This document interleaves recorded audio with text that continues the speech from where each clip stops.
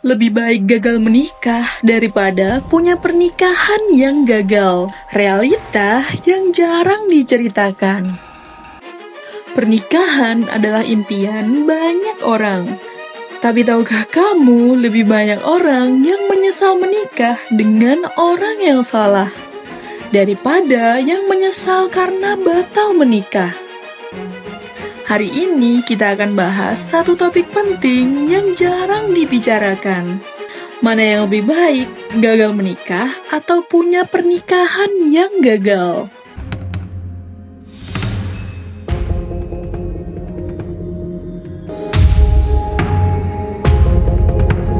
Apa itu gagal menikah versus pernikahan yang gagal? Gagal nikah artinya hubunganmu kandas sebelum masuk ke pelaminan.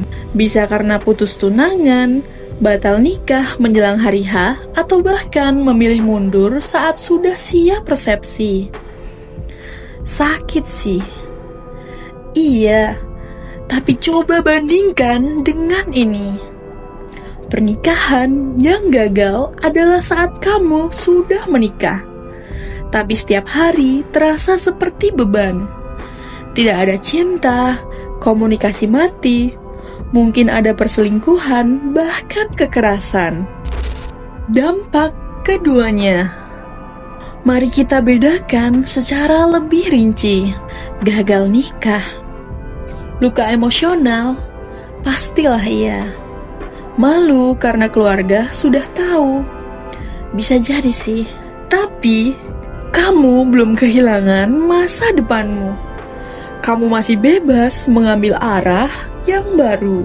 Kamu belum terikat hukum, belum punya anak, belum kehilangan jati dirimu. Pernikahan yang gagal bisa bertahun-tahun dalam tekanan. Anak menjadi korban. Harga dirimu hancur perlahan. Tapi kamu terlalu malu untuk keluar karena sudah terlanjur. Inilah perbedaan terbesar. Gagal nikah membuatmu menangis sebentar. Pernikahan yang gagal bisa membuatmu mati perlahan. Contoh nyata, aku pernah mendengar kisah Rina. Dia dan Dika sudah lamaran. Undangan sudah dicetak, tapi Rina menemukan bukti Dika selingkuh. Semua orang bilang, udah tutup mata aja, toh tinggal nikah. Tapi Rina berani mundur. Sakit sih, tapi setahun kemudian dia bilang, syukur aku batal. Kalau aku paksakan, mungkin aku sekarang jadi istri yang dihina setiap hari. Lain cerita, ada Agus dan Mira. Menikah karena tekanan keluarga, padahal dari pacaran sering bertengkar. Mereka tetap menikah. 3 tahun setelah menikah, Mira depresi. Agus mulai cuek. Anak mereka tumbuh dalam rumah tanpa kasih sayang. Mereka bertahan demi status. 7 tahun kemudian, mereka akhirnya bercerai. Tapi luka batinnya jauh lebih dalam. Kenapa banyak orang takut gagal nikah? Kita sering takut gagal nikah karena takut dikatain gagal, takut keluarga kecewa, takut umur makin tua, takut malu dilihat orang. Tapi tahukah kamu, lebih banyak orang yang menyesal menikah demi gengsi daripada mereka yang berani mundur demi harga diri. Cinta sejati tidak memaksa. Jangan menikah karena takut dibilang terlambat. Jangan bertahan karena takut dikatain gagal. Jangan kompromikan hidupmu demi pesta satu hari. Kalau kamu harus memilih, lebih baik batal nikah sekarang daripada 10 tahun dari sekarang kamu duduk sendiri di malam hari dan bertanya, kenapa dulu aku gak berani mundur? Karena pernikahan bukan soal cepat, tapi soal siapa yang tepat. Banyak perempuan yang salah sangka, mengira pria pendiam, penurut, dan gak banyak maunya itu artinya dewasa. Tapi ternyata setelah menikah, kamu baru sadar dia bukan dewasa. Dia cuma gak tahu arah hidupnya.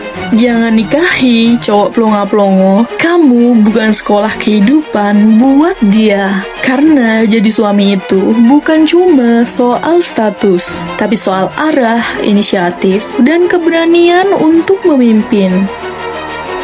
Hari ini kita bahas kenapa cowok plonga-plongo berbahaya buat kamu nikahi, dan bagaimana cara mengenalinya sejak awal. Apa itu cowok plonga-plongo? Plonga-plongo itu bukan tentang bodoh atau polos, tapi tentang tidak punya arah, tidak punya prinsip, dan selalu mengandalkan kamu dalam mengambil keputusan.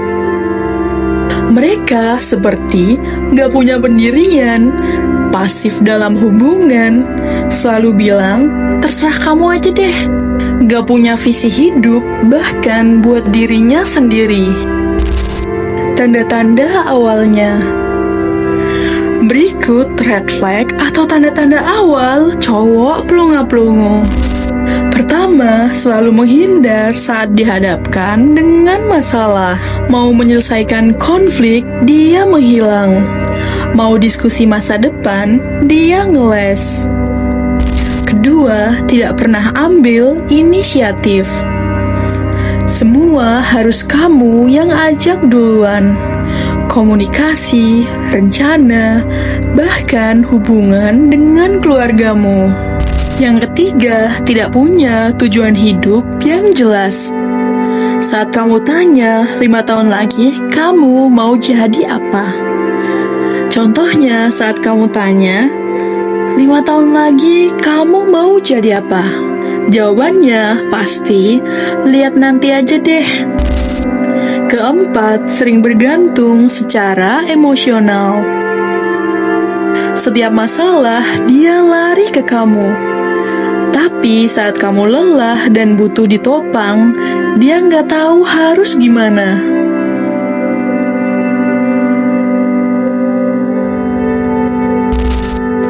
Efeknya ke diri sendiri. Menikahi cowok plonga-plongo artinya kamu akan jadi pemimpin tanpa dukungan. Kamu harus berpikir keras, bertindak cepat, dan ambil tanggung jawab ganda karena pasanganmu gak tahu harus ngapain.